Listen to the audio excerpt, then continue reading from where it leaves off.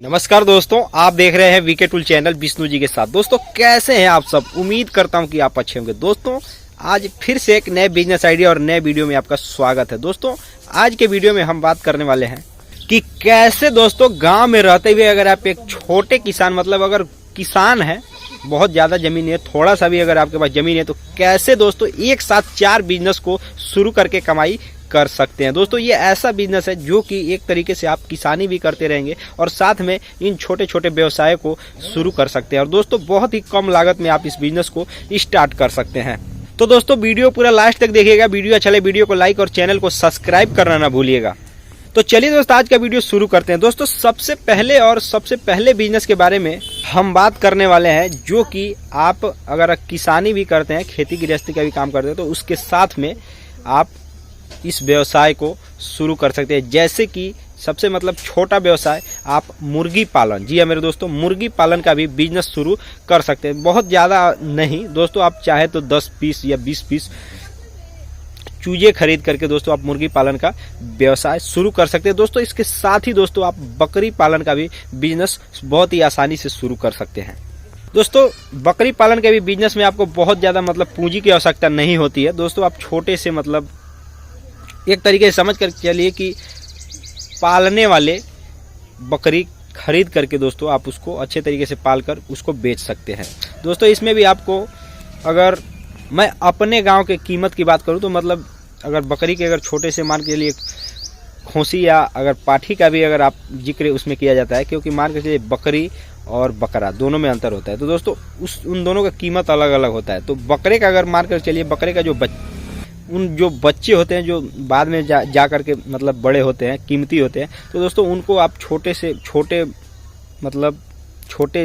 कम लागत के, छोटे लागत के बच्चों को खरीद करके, जो दूध छोड़ दिए होते हैं उनको खरीद करके दोस्तों आप उसको पाल सकते हैं, उसको बेच सकते हैं। जैसे कि मान के होली बकरीद के समय में काफ़ी ज़्यादा महंगा कीमत में बिकते हैं। दोस्तों अब आता है जो तीसरा मैं आपको बताने वाला हूँ, भैंस या गाय पालन। गाय या भैंस का पालन आप इसके साथ भी कर सकते हैं, क्योंकि ये भी जो चीज़ें हैं ये कृषि से जुड़ी हुई हैं। तो दोस्तों आप किसानी का काम करते हैं, कृषि का काम करते हैं, तो आप चारा इकट्ठा कर सकते हैं और उनको आसानी से खिला करके उनका दूध निकाल करके, जो गाय दूध देने वाली है उनसे दूध निकाल करके भी आप पैसे कमा सकते हैं, या उनको खरीद बेच भी कर सकते हैं। उनको खरीद करके लाकर कम कीमत में खरीद करके अच्छे तरीके से और उनको बेच करके भी आप मार्जिन कमा सकते हैं। दोस्तों ये सब चीज़ें जो है एक तरीके से किसान अपने किसानी करते हुए, खेती करते हुए ये कर सकता है। और दोस्तों चारों एक साथ भी कर सकता है। इसमें अगर आपका मान करिए लॉन्ग फैमिली है, बड़ा फैमिली है, तो दोस्तों ये बिजनेस बहुत ही, चारों बिजनेस मैंने 3 बता दिए, एक और बताने वाला नहीं, चारों प्रकार के बिजनेस लॉन्ग फैमिली के लोग कर सकते हैं। माने बड़ा फैमिली है, किसान है, तो वो लोग इसके लिए आसानी से कर सकते हैं, क्योंकि कोई व्यक्ति कुछ कर देता है, कोई व्यक्ति कुछ कर देता है। दोस्तों इसमें बहुत बस इसमें ये चीज़ होता है कि चारा इकट्ठा करने की बात होती है। जो भी किसानी, ये जो मैं बिजनेस बता रहा हूँ, इसमें चारा इकट्ठा करना बहुत मेन जरूरी चीज़ होता है। और दोस्तों उसके लिए व्यक्ति लोगों की आवश्यकता होती है, छोटे बच्चों को भी आवश्यकता होती है और बड़े लोगों की भी आवश्यकता है, और बुजुर्ग लोग भी इसमें अपना हाथ बटा सकते हैं। तो दोस्तों ये जरूरी नहीं है कि आप अकेले हैं तो इस बिजनेस को करें, अगर आपके फैमिली में भी लोग हैं तो भी आपका हाथ उसमें बटा सकते हैं, बहुत आसान हो जाता है। दोस्तों जो चौथा बिजनेस आइडिया है उसमें थोड़ा आपको, मेरा यह मानना है कि उसमें थोड़ा पूंजी की आवश्यकता होती है अगर आप उस बिजनेस को स्टार्ट करते हैं। तो दोस्तों उसमें आपको, अगर आप एक किसान है, तो दोस्तों चौथा बिजनेस आइडिया मैं ये बताने वाला हूँ कि आप चाहें तो मछली पालन का व्यवसाय भी स्टार्ट कर सकते हैं। किसानी का काम करते हुए मछली पालन का भी, वहीं पे अगर आपका ज़मीन है तो उसमें मछली पालन भी आप कर सकते हैं। उसमें भी आपको थोड़ा ज़्यादा पूंजी की आवश्यकता होती है।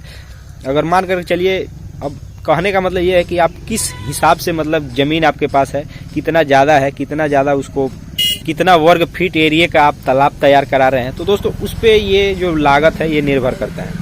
दोस्तों मछली पालन का बिजनेस में ये चीज़ मैं बताने वाला हूँ जो होता है, जैसे कि मान करके चलिए कि अगर आप एक किसान है तो आपके उसी जहाँ पे आपका खेत है वहीं पास में अगर आप तालाब, मछली पालन का रोजगार अगर स्टार्ट कर देते हैं, बिजनेस स्टार्ट कर देते हैं, तो दोस्तों ये चीज़ होता है कि आप दोनों को एक साथ देख रेख कर सकते हैं और उसमें जो कमी बेसी होता है उसको आप पूर्ति करते रहते हैं, और आपको कहीं जाने की भी आवश्यकता नहीं होती है। और समय समय पर खाद और जो भी उर्वरक उसमें डाले जाते हैं, मैंने कहने का तात्पर्य जिस समय समय पर जो भी चीज़ें मछली पालन में चारा से लेकर उसकी दवा तक जो चीज़ें डाली जाती है, मान लीजिए कोई मछलियाँ ज़्यादा मरने लगती हैं तो उनके लिए कोई दवाई डाला जाता है, मतलब जो कुछ भी प्रक्रियाएं होती है दोस्तों, अगर साथ में यह किसानी और खेती एक ही जगह एक ही ज़मीन के अगल बगल में है तो दोस्तों आप इस बिजनेस को भी स्टार्ट कर सकते हैं। और दोस्तों ये सब जो मैंने चारों प्रकार के बिजनेस आइडिया बताया, ये आसान भाषा में अगर कहा जाए आसानी के लिए तो दोस्तों ये किसान ही कर सकता है, अन्यथा मान कर चलिए अगर आप शहर में रहते हैं तो कैसे इसको कर सकते हैं।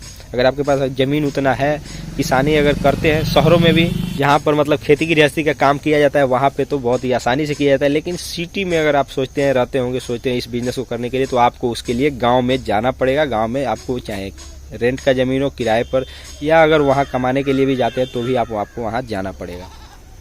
तो दोस्तों उम्मीद करता हूं कि आपने वीडियो को लास्ट तक जरूर देखा होगा, वीडियो को लाइक और चैनल को अभी तक सब्सक्राइब भी कर दिया होगा। तो चलिए दोस्त मिलते हैं नए वीडियो के साथ, तब तक के लिए जय हिंद, जय भारत।